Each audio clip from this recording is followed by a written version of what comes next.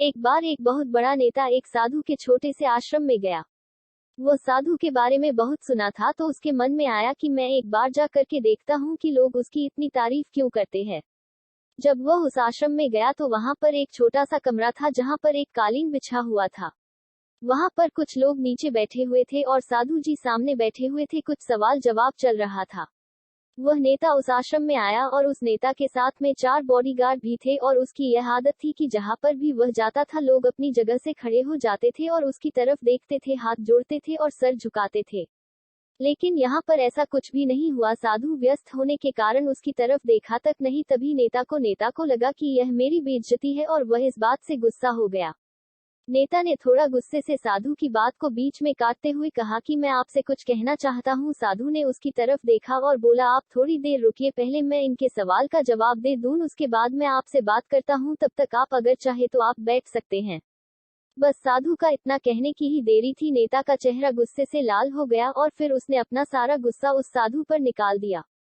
अभी तक वह नेता बहुत तमीज से आप कह करके बात कर रहा था, लेकिन अब वह तू तड़ाक पर उतर आया। नेता ने उस साधु को कहा, तुझे पता भी है मैं कौन हूँ और तू किससे बात कर रहा है? साधु ने उसकी तरफ देखा और कहा, मुझे इससे कोई फर्क नहीं पड़ता है कि आप कौन हैं, लेकिन आप जो कोई भी है, अगर आप चाहते हैं कि मैं आपके सवाल का जवाब दूं या आपसे बात करूं तो आपको कुछ देर रुकना होगा। और साधु की यह कहते हैं नेता गुस्से से पागल हो गया और वही सबके सामने चीखने चिल्लाने लग गया।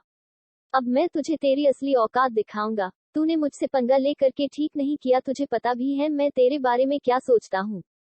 साधु ने फिर से नेता की तरफ देखा और बड़े ही प्रेम से कहा कि मुझे इससे कोई फर्क नहीं पड़ता कि आप मेरे बारे में क्या सोचते हैं, आप जो चाहे वह मेरे बारे में सोच सकते हैं।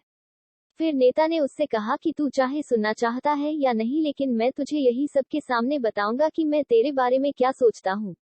तू कोई साधु नहीं है, तू एक बहुत ही घटिया इंसान है, तू एक ढोंगी है, पाखंडी है और यहाँ पर जितने भी लोग बैठे हैं उन सबको बेवकूफ बना रहा है। तेरा बस एक ही मकसद है, इन लोगों की जेब में जितना भी पैसा है वह सब तेरे पास में आ जाए।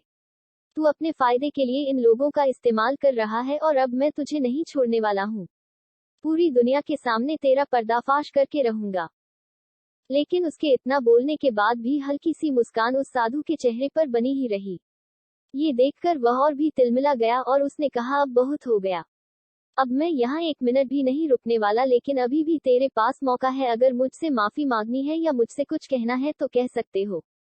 इतना सब होने के बाद भी साधु के चेहरे पर एक मुस्कान थी और वह बिल्कुल शांत था। और फिर उन्होंने अपनी आंखें बंद करी और फिर साधु ने अपनी आंखें खोली, हाथ जोड़े और कहा कि मुझे आपसे कोई गिला शिकवा नहीं है। आपके लिए मेरे मन में कोई भी गलत ख्याल नहीं है। जो भी मेरे बारे में आपने कहा वह आपकी अपनी सोच थी, तो मुझे आप में कोई भी बुराई नजर नहीं आती है। मुझे आप बहुत ही भले इंसान लग रहे हैं। और साधु के इतना कहते ही नेताजी का दिमाग 7वें आसमान पर पहुंच गया। उसके चेहरे पर एक अजीब सी खुशी थी, क्योंकि उस साधु ने वही कहा जो बाकी सब लोग उस नेता को कहते हैं। और वह खुशी खुशी उस आश्रम से अपने घर की तरफ चला गया और जाकर के अपने पिताजी के साथ में बैठ गया। उसके पिताजी ध्यान में थे। उन्होंने पूरी जिंदगी सिर्फ लोगों की सेवा करी और बदले में कुछ भी उम्मीद नहीं किया। तो थोड़ी देर बाद जब उन्होंने अपनी आंखें खोली और देखा अपने बेटे को अपने साथ बैठे हुए, तो उनके बेटे के चेहरे पर आज एक अजीब सी खुशी थी जो आज से पहले उन्होंने कभी नहीं देखी थी। फिर उसने एक एक करके सब कुछ बताया कि आज क्या हुआ, किस तरह से वह आश्रम गया और वहां पर क्या हुआ, उसने क्या कहा और साधु जी ने क्या कहा। जब उसके पिताजी ने पूरी बात सुनी तो थोड़ा सा मुस्कुराए और अपने बेटे को देख करके बोले कि उन्होंने तुम्हारी तारीफ नहीं करी, क्योंकि उन्होंने वह नहीं कहा कि जो तुम हो, उन्होंने वह कहा कि जो वह खुद है। और तुमने जो भी कुछ उनको कहा वो नहीं कहा कि जो वो है, बल्कि तुमने वह कहा जो तुम खुद हो।